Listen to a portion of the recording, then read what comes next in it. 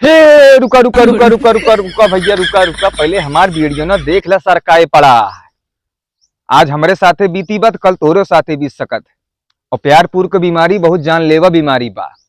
प्यारपुर के चक्कर में जे फंसा उसका जिंदगी एकदम बेकार हुई गे। तो भैया प्यार के चक्कर में हम तो एक ही बात बतावे चाहते ही कि काहे आदमी परेशान रहा। एक लड़का था जैसे कि हम, एक लड़की थी कि जैसे कि वो। एक लड़का था एक लड़की थी, दोनों में आपस में प्यार हो गया। लड़का ने बोला ऐ दिलरुबा, और लड़की ने बोला आइसक्रीम खिला। लड़का ने बोला पैसे नहीं, लड़की ने बोला कैसे नहीं। लड़का ने बोला कि महंगाई है, और लड़की ने बोला आज से तू मेरा बड़ा भाई है। तो भैया वह आज हमारे साथे बीतत बा।